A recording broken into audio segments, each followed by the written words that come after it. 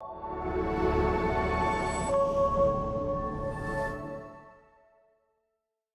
was numerous ones like that around. There was one on Price Road that we used to get our drinking water from because our well was just a dug well with no liner. And it was absolutely fresh, beautiful water, but it's now gone too, so. That is my lovely guest this week, Charlie Pickard, and this is What About the Wetlands, a podcast where we talk all about everything wetland related on Vancouver Island. I'm Taryn Pickard, your host, and this week I sit down with Charlie, who happens to be my father-in-law, and discuss what it's like to actually use and work on a piece of property that has wetlands on it. So we get into depth about how things have changed on this property over the past 60 years, what he's done with this property, and how he sees it now as it is currently functioning. I really enjoyed sitting down with him and chatting about this, and I really hope that you enjoy it too. Look at you, you're getting interviewed on camera. You look great. Yeah. Took a lot of coaxing to get you here, but you're here. Hi, I'm Charlie Pickard. This is my hobby farm. I've lived here for roughly 35 years, and yeah. What do you do for work? I'm a carpenter builder. I've had a company for 43 years and semi-retired now, trying to retire. So you say that you've been on this property for, would you just say you've lived here for 35 years? 35 years, but actually we've been on the property for 60 years. So it was like your parents owned it before you owned it, Yes, right? So you're second generation? I grew up on the farm from age 8 roughly. Okay. And then you guys built the big house that you're living in now, We built a new house for Mom and Dad. The old house was very rough, no insulation, with one little wood heater, and we built their new house in '77, and it was pretty luxurious for them. and then we bought the property the rest of the property in '93, and split off 1.5 acres for them. So it was a 20-acre piece, and we built our own house, and yeah, we've been here ever since. And raised our 4 sons here. So we're here on this property mainly because Charlie is actually my father-in-law. Yes, she is my daughter-in-law. Lucky Charlie. Yeah. And this property is, again, about 20 acres. It's super cool, actually, because there's so many different ecosystems in such a small space. There's like beautiful big forest out back. There's a couple of like swampy, wetlandy areas, and then there's also a big farm field. So Charlie's essentially been using wetland functionally as a farmer for all those years, and your family has as well, right? Yes, yeah. We have a large pond that we dug. It's runoff only off the property, and there's a field that floods for 9 months of the year, roughly 2 acres, that we leave as habitat for frogs, and the blackbirds nest in it, and numerous kinds of ducks come into the pond. So it's quite nice to watch. The heron comes in and eats bullfrogs, which is good, and so it's quite entertaining. There's the eagle nest very close, and so they try to catch the odd duck unaware, but and they do catch the odd frog. Yeah, and there's been what, river otters? We've had a river otter here. We've had a oyster catcher, I believe it was.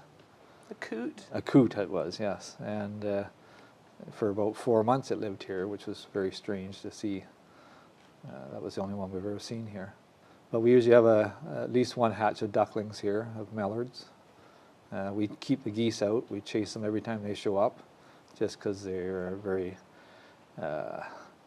messy around for the cows. They can't graze on the field because there's goose crap everywhere. So, so yeah, we try to keep them out of here because they are not they're an introduced species, the strain of geese that are here. So as far as water goes, like, I've been part of this whole thing for like 15 years. You've been here almost 60 on and off. How much have you seen the way that the water moves on the land change? Well, for our own drinking water, we had a drilled well which was roughly 90 feet. It was 3 feet from the surface. Is now the water has changed. It has gone some smell of some sort, taste, plugs filters up, and the water table has dropped at least 25 feet since we moved here, so it's quite a bit. And we now have a dug well, and it's holding quite well, and it's not the best water, but it's a lot better water. So we do have quite a few filter systems on it, just to keep it clean. So how many years have you had to do the filtering? Well, we've always had reverse osmosis on the drilled well because it was dissolved sodium in it, and the parts per million were a little higher than government regulations. And since the water started changing, we've done numerous different filter systems. It's very costly. We change our filter about once a month. 2 large filters plus the UV filter on there, and we have a sand and gravel filter also on it. And it's a salt brine that cleans it. So it all adds up for cost. So. Yeah, that's a lot of filters on it. Yeah, and most people around are having to do some filtering around now. Yeah. Is there any theory about why the water changed, as far as you know?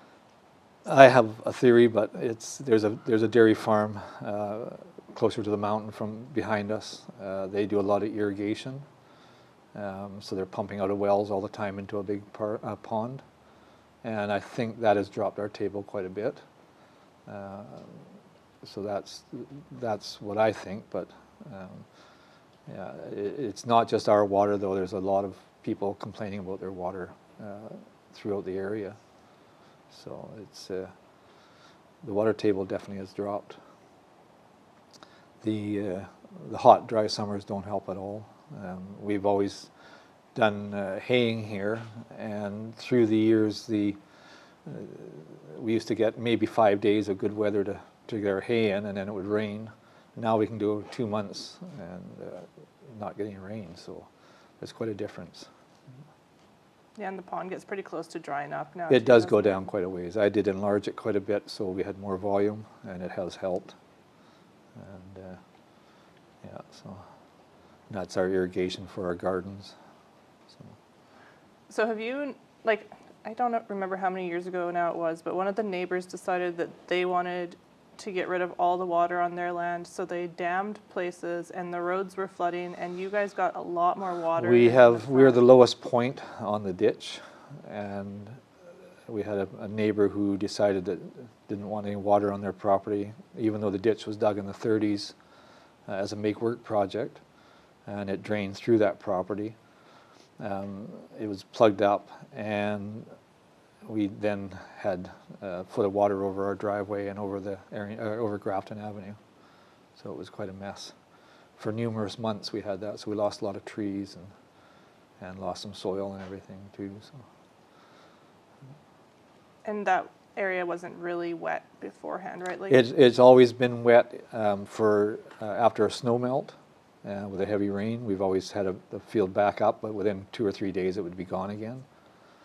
And now it's, and so they did a new ditch system, spent millions of dollars on it, and didn't solve the problem. And so we still have flooding every winter. Yeah, so it's kind of a joke. Yeah. So you've seen like the water sit quite a bit longer throughout Yes, the winter. it sits for months now. Right. It doesn't drain away. Yeah. There was a culvert under the road right in front of our field that used to take some of the water away, and that was taken out years ago by the highways. So yeah, there's been no further ditching or anything that's solved any problems. Have you noticed that there's a difference in what will grow in that front field now that We used to market garden it in the summer. My parents did, just for extra income.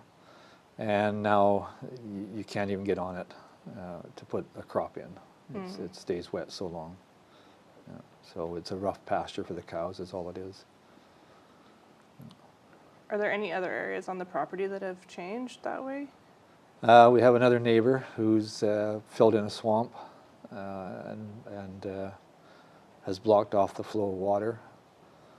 And it was a tea brush swamp, so it was a couple acres. And now he's put about 5 feet of fill in it, and he's planning on putting trailers in there. He hasn't got any permitting or anything, so yeah, it's kind of a pain. And so there's like wetter areas close So to I've that. got another area of a pasture field that we also put gardens in. It's about half an acre, and now that's just weeds, and it's there's water standing there for most of the year. That's the one just right over Yeah. here. Yeah, so some days it's a losing battle. So other than those two areas, so those were both market gardens, you're saying that wasn't They were, pasture? well, they were, yeah, extra income for my parents. Right. An extra food for you, I Yeah, guess. yeah. Yeah, we always helped our parents with the gardening when they did big gardens, and we'd pick feed sackfuls of peas and things, and they'd give a lot of it away. So they didn't make much money. So, like, how many years ago did you see that kind of start to shift where the water was sitting? Is it recent? Probably within the last 15, 20 years. Things have changed somewhat, but in the last 10 years, when the weather started getting hotter summers, we definitely, and we had one dry winter and 2 hot summers, and that really changed. We lost a few hundred cedar trees in our back bush, though everybody seems to have lost a lot of cedars. So I cut them and milled them up so they weren't wasted. But yeah, that's definitely been about the last 10 years that things have really changed. To me, it seems like things have leveled out now. Like, it seems like the cedars that died, like, there hasn't been a lot more. There's quite a few of the since then. cedars. They died about 2/3 of the way down, and then they maintain their growth at the bottom. But I just cut some down the other day for a customer, and they were dead around the outside below the bark, and there was just one little spot that was green still. Oh, So wow. that's what's happened, I think, with most of them. And they're probably, if we get too much heat again, they'll probably die. So yeah, I hate cutting them down, but it's, yeah. Have you noticed any change with, like, the water sitting in the forest? Because I know there's, like, a lot of ephemeral pools, like seasonal Yeah, I pools put a out couple there. little ponds out in the back, just a couple feet deep. Just one of the mallards nests out there by it, and then cows drink out of one of them for most of the summer before it dries up.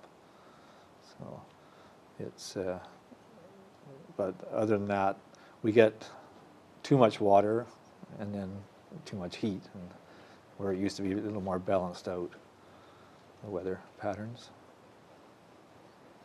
So you're definitely seeing that, like, the weather is the biggest thing that's kind of I influencing think, things. yeah, I think so. There's a lot more development, of course, but you know, every time somebody cuts down an acre or two of trees, it's the water retention is not there anymore, so it just floods across the surface, and we're getting a lot more water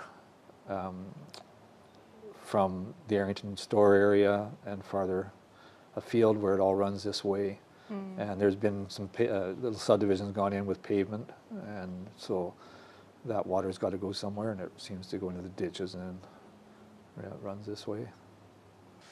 What's the coolest thing you've seen come to visit here? Or like your favorite species that you see show up on the land?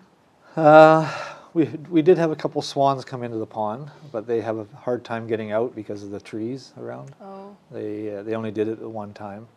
We get a resident bear comes through quite often. There is a half dozen deer live in the area here, so and then the otter we did see come in, and he was eating the bullfrogs, and which was good. And we do have the odd mink comes in. But, I still want to know where that otter came from, because it's not like there's like creeks or they rivers followed the ditches all the close. way up, I guess. Guess so. Yeah, it was surprising to see. That was, yeah. Yeah, and he stayed for like a few days too. Yeah, didn't he did. Yeah. Yeah. Yeah, I remember that because we were living next door at the time, and yeah, that was super cool. Same Yeah. with that coot. He was pretty friendly. Yeah, he wasn't afraid of anybody, and it was pretty neat to see. And then the heron about a month ago came in and got a large bullfrog, and he speared it, I guess, and then he proceeded to hit it on the ground and everything to try and eat it. He managed to eat it in the end, so that was quite something to see. Yeah. How long ago did the bullfrogs show up? Because they're an invasive species. So. The bullfrogs were introduced here, I think in the 30s, by somebody who was going to make their fortune on frogs' legs. And of course the frogs proceeded to leave the pond in a hurry. So they spread across the area. And first time we noticed them, we had a little pond and we had ducks in it. And the ducklings were disappearing feet first. And so finally we saw this frog, and so we had an old pellet gun, so we tried to shoot it, and it just bounced off of it. And so Dad came down with a shotgun and shot it. And it ended up at UBC in their science facility there. And that was the first we'd ever seen them. But it was about stretching out about 12 inches long when you held it up. So it was a pretty big frog. Yeah. And you've had them ever since then? And they've been here ever since. Yeah. That's crazy. Even though we have cleaned the pond out completely a couple times, and they just appear again. So yeah, there's just too many areas now that they live around. So there's ponds across the road, and yeah, they come back pretty quick. Yeah, right? they do. Yeah. Yeah, one day we heard a thumping on the house, and we were wondering what the heck it was, and it was a frog trying to come through the garage door, but the door was closed. And he was just jumping against the door. Yeah, so they're not too swift. That's pretty funny. And I remember when there was that couple living here that were shooting them and trying to eat them. Yes, they decided to have frogs' legs, so we caught a bunch of frogs, went out with a canoe at night with a flashlight, and they don't jump, they just sit there in the light. And so they were netting them up, and so they learned how to skin them and take the legs off, which was very quick. But they were on a kitchen counter in a bowl, and about an hour later, and they were still twitching.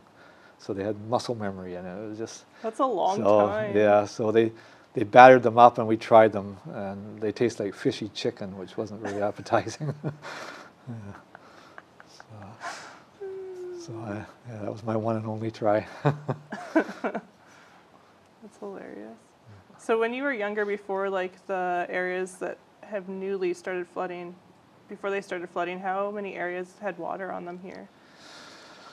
There's a few large swamps here of 20 acres or more. Like in the area? Yes, and that's one of the ones that now floods into our place. Whether somebody broke the beaver dam or what, I don't know. But there was numerous people had little ponds, but they dried up. You know, they were only a few feet deep. But we used to have a box spring. It was 3 feet by 3 feet and 3 feet deep. That was just down in one of the fields, and that had water all summer in it. And of course now it's been gone for a long time. There was numerous ones like that around. There was one on Price Road that we used to get our drinking water from, because our well was just a dug well with no liner. And it was absolutely fresh, beautiful water, but it's now gone too, so just because the water table has dropped so much. Yeah, there was that spring in the back field, or in the back forest too, that used to run all year round and seems to only run like it definitely, everything is, that's where we put our new well out there, and we seem to have caught a stream somewhere there. We witched 2 different streams and dug there, but hopefully it's going to continue to be good. It's a very costly expenditure to go 1,200 feet with all the piping and wiring and everything else. So when you were a kid, you guys didn't really have any water like directly on site here so much? No, there was a dug well that went dry in the summer, so we hauled water. Always got drinking water from either Englishman River Falls or that spring. We did a lot of bathing in the rivers.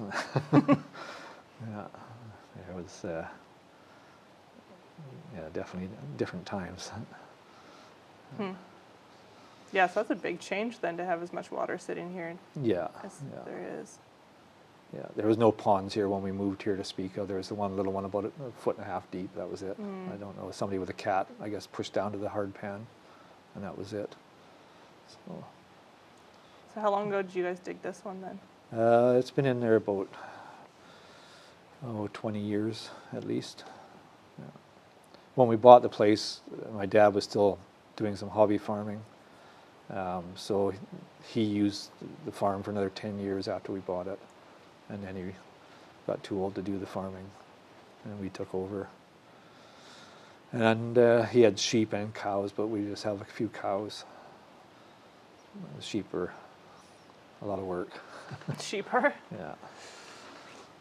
You guys had like pheasants or something? We had, too, didn't you? my brother was really into fancy poultry and pheasants. Dad more the pheasants, so we had about 12 kinds of pheasants, 35 varieties of bantams, and about 15 varieties of standard poultry. So there was a lot of birds here, and then geese and ducks, and yeah, the odd turkey. That's a good variety. Yeah. Surprised you still eat chicken at this point, to be honest Yeah, with you. yeah. It's the chicken was better than some of the other things. Yeah. We used to have pigs here also. We had up to 50 piglets running loose. Oh, wow. And we had a border collie that decided it was going to herd them. Well, it laid there, and the pigs came over and pulled her tail, and yeah, it was pretty funny to. Oh, man. Yeah, we grew up with 8 kids in my family, so there was Mom was always baking and cooking, and then doing her gardening, and she loved her flowers, so she did a lot of flowers and sold that flowers, and she painted also, and so she sold that at the Arrington Market for years, and yeah, so it was a form of income because my dad got injured at about 55 and never worked again, and they had no pension, so they had a veterans pension they lived on, and paid the mortgage on the house that they built. So it was very tough for them. And now there's 2 houses on that piece of property. Yeah, and then we took the old barn and made it into a shop first when we moved here, and then we turned it into a rental, and so we've had a renter there for numerous years. So there is two houses on the well system. So have you seen the population change a lot in the past, I don't know, even like 30 years? When I was a kid here, I had a paper route. I had 7 papers on it, and I went about 5 miles every morning before school. So it was it's spread out. Now there's a lot of houses. There's a Christmas tree farm. It was roughly 1,200 acres, and that's all housing now, 5-acre pieces, and numerous other little spots that people have put subdivisions in. Everybody's on well, everybody's on septic out here, so you got to be careful with keeping septic away from wells. Yeah, I don't know what the population is officially now, but it's definitely larger than 7. So. Yeah, no, it was a pretty quiet place when I was a kid. Yeah. The only traffic was in the summer going to English River Falls. That was Well, yeah, even Logan talks about as a kid having like 1 car go by in a day or whatever. Yeah, no, we could do what we wanted when we were kids pretty well. We could just hop on a bike and go for a ride anywhere and not have to worry about traffic or anybody being a problem, and it's sure changed there. Yeah, it's like a mini highway coming through here now. Yeah, yeah. And because it's a straight road, it's quite often a speedway, and it always has been. Yeah. It's pretty poor. It's ALR land, but it's pretty poor land. We have about 7 different kinds of soil on it.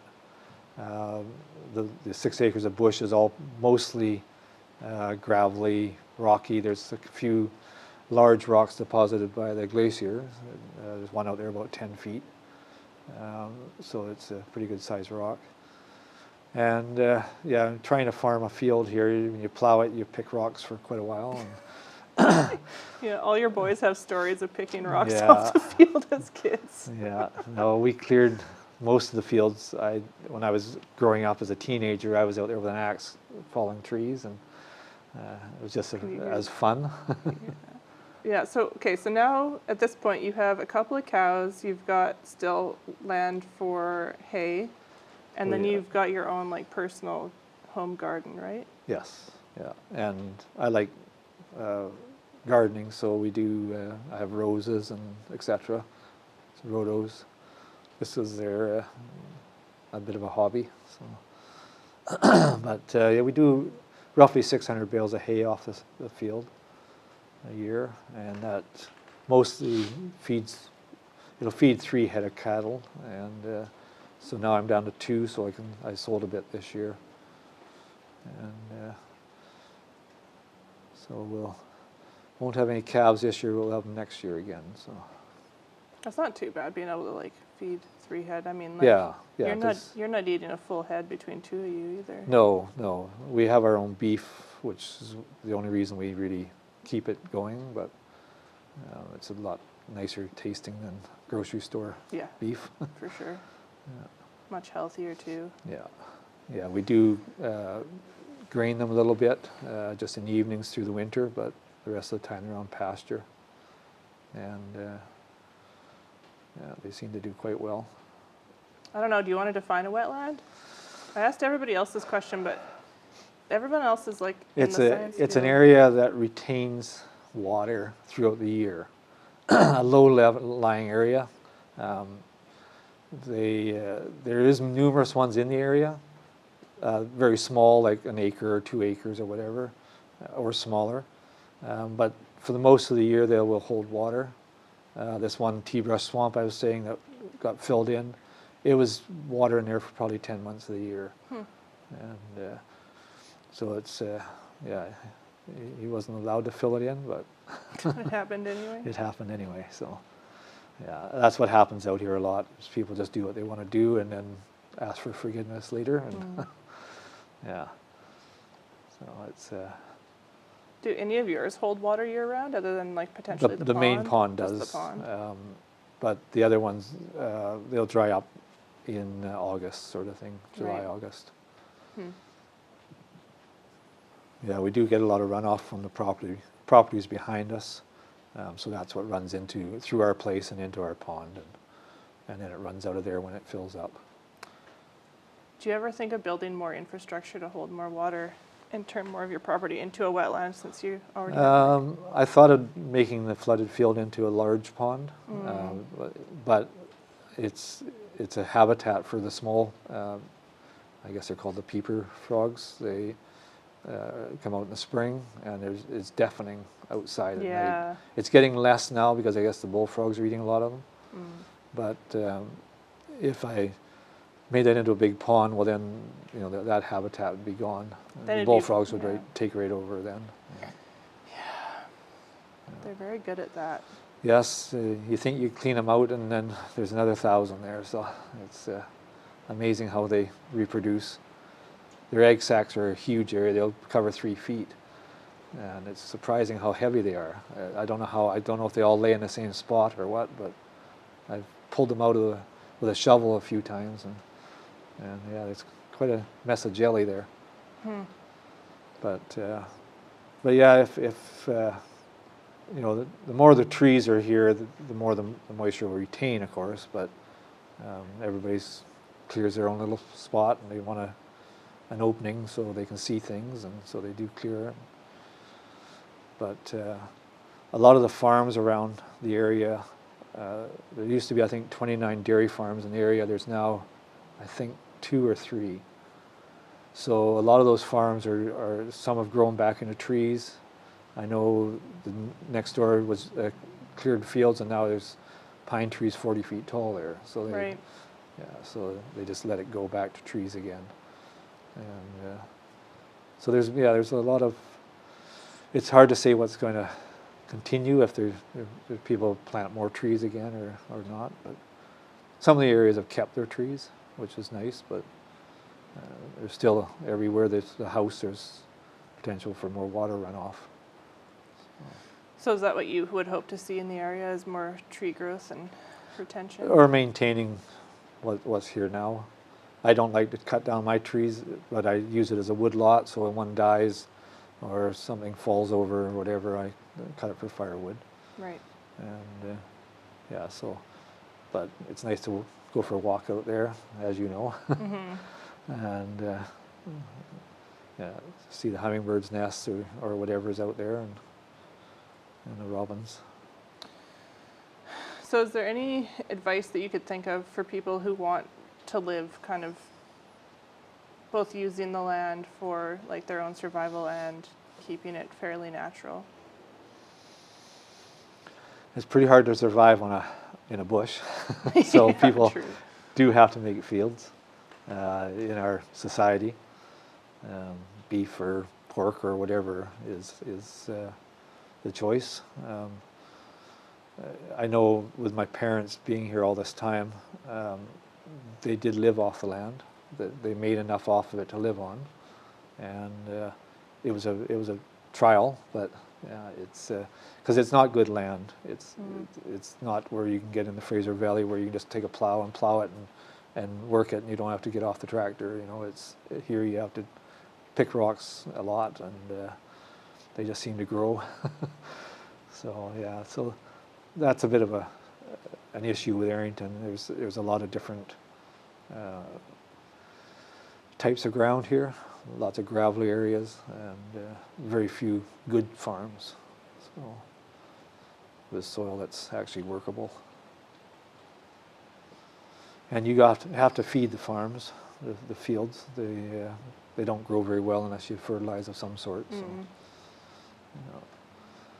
Yeah, so it's not rich soils. No, it's not at all. No. Forest soils. Well,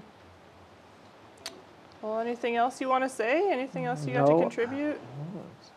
It's just been a good place to live. Yeah. Yeah, enjoyed it here. And we are sort of tied to the land because we've always been in farming, my family, and we enjoy working. So it's as you get older, you don't enjoy it so much, but it has been a lot of fun. Yeah, and a good place to raise kids. So. Yeah, you got the next generation, the grandkids hanging out here too. Yeah. Elby's even behind the camera, helping being the production assistant and listening to Grandpa. You're not even 7 yet. No. You're 3 days away from your 7th birthday. 2 days away. Or 2 days, yeah. Pretty cool. Yeah, it's been really cool for me to hang out on this property too, and even see how it's changed over the last 15 years. Because I've seen a lot of water show up and kind of sit too. Especially this time of year now, we've had a lot of rain. Yeah, and that forest especially is so incredible, and it's so nice to be able to bring the kids back there and bring them to like the front pond and show them all the different animals just outside their window. It's really powerful, I think. So. Yeah, it's surprising how dry it gets now down deep. When you dig a hole, it's dry, and it's not like moisture in the soil itself. So that's part of the problem we've been having. Is the rain is the ground is baking, I guess, with all the heat. Yeah. And it's like I say, it's not very good soil here. There's some areas 6 inches of soil, then a foot of clay, and then hard pan. So it's it doesn't have much of an area to collect. Right. So. Huh. Cool. Well, thank you very much for doing this. You're welcome. I know you didn't want to, but you did a great job. I'm not somebody who likes to be in front of the crowd. No, but this is pretty cool, I think, to share this legacy with. You've got your 4th generation on the property at this point, so yes. that's pretty cool. It's pretty rare these days. Yeah, no, it's and a lot of change in those years too. So definitely has been, yes. Yeah.